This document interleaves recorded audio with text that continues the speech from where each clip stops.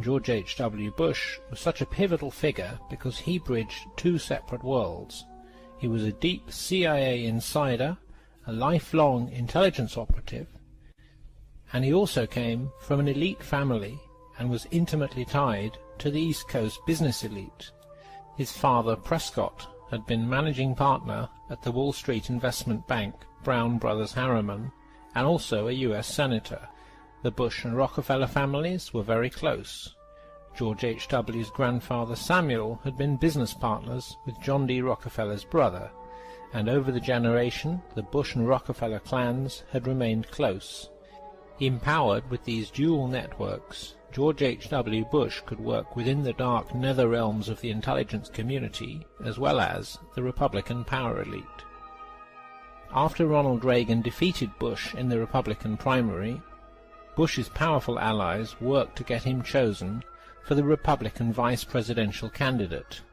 Reagan did not like Bush and did not want him as vice president, but David Rockefeller and the Republican establishment made it clear to Reagan that their backing for him depended upon him accepting Bush as his running mate.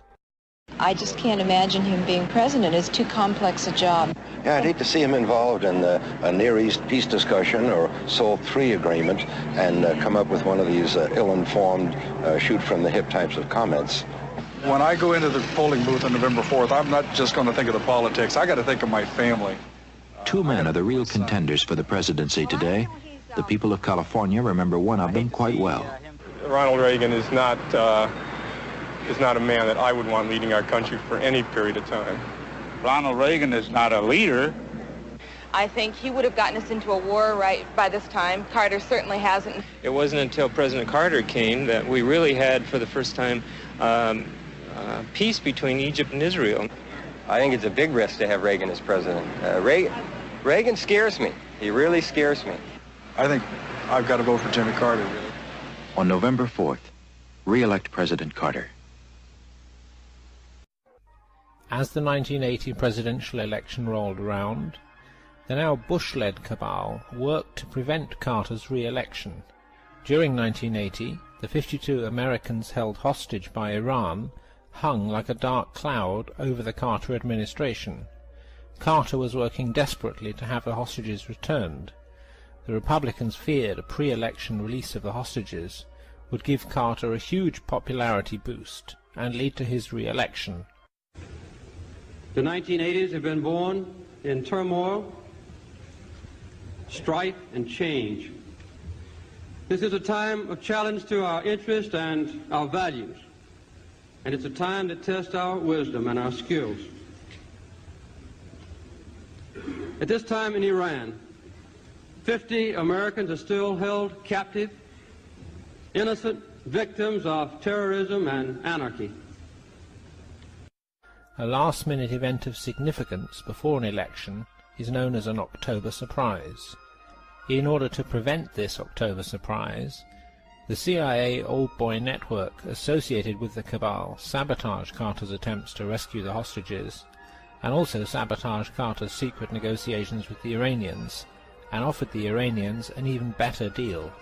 Old-school CIA operative Bill Casey led negotiations with the Iranians, in which the cabal agreed to pay the Iranians $40 million and to ship billions of dollars of weapons stolen from the U.S. military stockpiles in Europe to the Iranians in exchange for the Iranians holding the hostages until Reagan became president. What's the point of George Bush? Reagan light. No one cared that he was the ex-head of the CIA, now elected president. The CIA, political assassinations, overthrowing governments, death squads, drug running. Let's give them more power. Let's put them in the White House.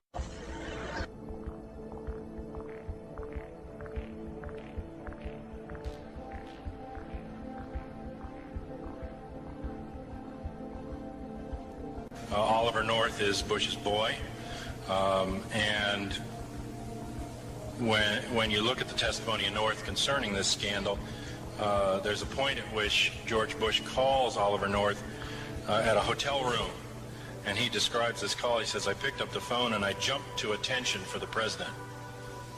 North is both CIA and DIA, National Security Council link, and he does several jobs for Bush. One being Operation Eagle Claw, the sabotage of a rescue attempt on the hostages in Iran that was never meant to rescue them, a covert operation handed over to Carter without his knowledge of what was up, run by Operation Yellow Fruit and the Independent Support Agency and the Delta Force and the secret counterterrorism teams that were created under Bush and all the Bush operatives. The Navy Task Force 59 under North, Kissinger and Kramer and Haig and Scowcroft and Brzezinski and North is the team that moves in this scandal. This was not a rescue mission. It was 800 miles from Tehran on a desert road near the Afghan border. It was a switch, I believe, of guns for drugs. You don't need 5 C-130 planes to refuel 8 Huey helicopters. These choppers were defective. They were taken up out of the barrels of the Independence at sea so that they would crash in the incident. And these Hueys, at best, on a full tank, will go 600 miles. I looked them up in Jane's. So you've got to refuel twice, once on the way in to take over Iran with 8 helicopters, and then once on the way out. Well, once we lost the 3 chop, I mean, even Americans can't take Tehran with just 5 Hueys. We almost had them by the tail. This was run by Mr. Secord, among others, and it effectively embarrassed Carter. He was shredding documents that Saturday. I do not deny that. I remember shredding documents while they were in there reading documents. The Republican counter-surprise operation demonstrated the capabilities of the forces of the secret government to operate counter to the legal chain of command. The secret network of individuals within the CIA and military who were loyal to a parallel reporting hierarchy created logistical supply chains from Europe to Iran and looted billions of dollars of weapons from the NATO weapons stores under orders of people who were nominally just civilians. The Iranians were not content to accept Bill Casey as a high enough authority to seal the deal. They demanded to meet with either Reagan or Bush, so George H.W. Bush flew to Paris for face-to-face meetings with the Iranians to close the deal. Pressed for time because of a speaking engagement back in Washington, D.C., Bush returned from Paris in the world's fastest plane, an SR-71, which refueled over the Atlantic and got him home in time for his talk. The Republican counter-surprise came very close to being exposed, and once again the hit squads were active, killing many operatives who had the misfortune of being involved in this latest act of treason on Bush's part. In addition to assuring that the Republicans would occupy the White House, the Republican counter-surprise served another very important purpose. By agreeing to go along with the counter-surprise operation, Reagan compromised himself.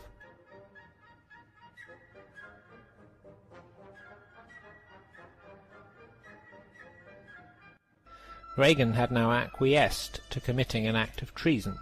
By committing this crime, Reagan was now in no position to push back against other crimes by members of the cabal, because now he risked exposure himself if the mechanisms of the secret government were disclosed.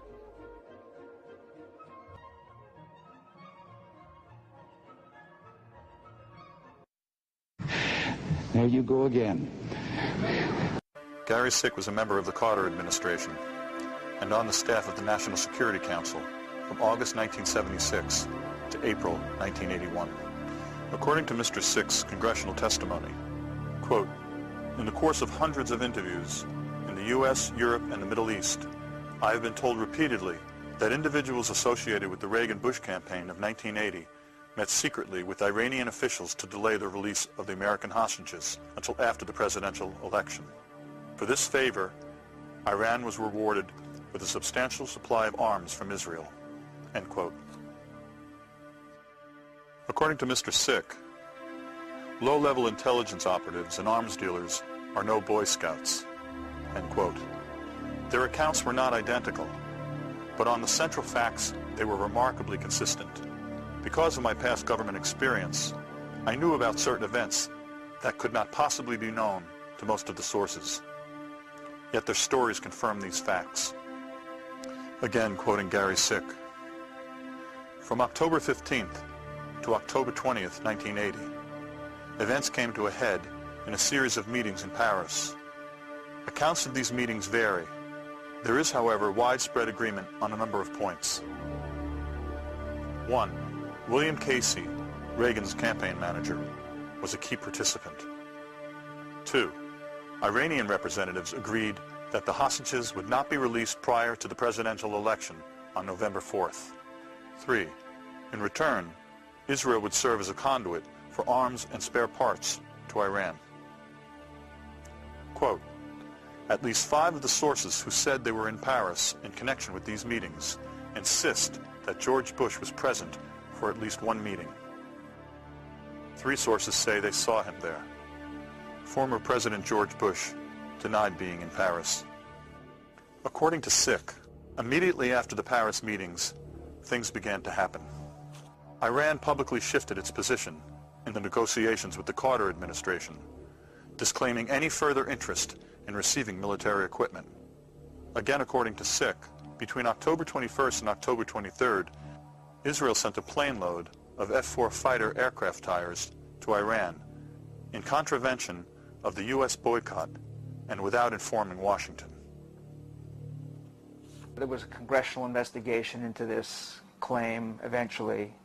It was grossly inadequate. It was a real whitewash. A lot of questions were never even entertained, much less answered. In 1991, a congressional committee led by Democratic Congressman Lee Hamilton declared there to be no credible evidence linking Reagan's team with a delay in the hostages' release. In 2 contemporaneous magazine articles, charges of an October surprise were discounted. According to Mr. Sick, quote, "After listening to the evidence, one of the former hostages I spoke with said simply, 'I don't want to believe it. It's too painful to think about.'" Whatever the truth of the October surprise may be, what is undeniable is that the story is a career graveyard for journalists seeking to work in the corporate mainstream. If you read what the hostages themselves had to say later in their various reminiscences of the experience, and you read some of the press coverage in depth, you find that the Iranians who were guarding the hostages had their stopwatches out. I mean, they were waiting for a particular moment to let those hostages run into the field of vision of the photographers who were all there ready to take their picture. Do you agree with this statement? Whatever is regularly broadcast is the definition of what is news. Or do you have another definition? That is a good question because, yeah, I mean, if it happens but you don't hear about it, did it happen?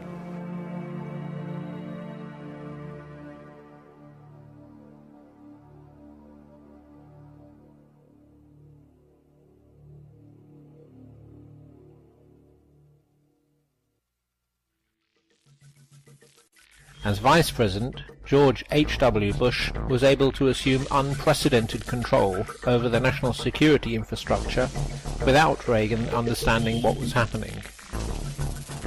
Republican CIA counter-surprise point man William Casey was rewarded for his act of treason by being made director of the CIA. With Bush as Vice President, Cheney as DCI, and Reagan dozing on the job, the cabal was well positioned to run the country behind the scenes. As Vice President, Bush represented the United States on a committee of heads of international intelligence agencies. This working group had the capability to task a number of assassination teams for a variety of intelligence agencies. Without any formal or legal oversight, this committee had the power to kill with impunity nearly anyone in the world.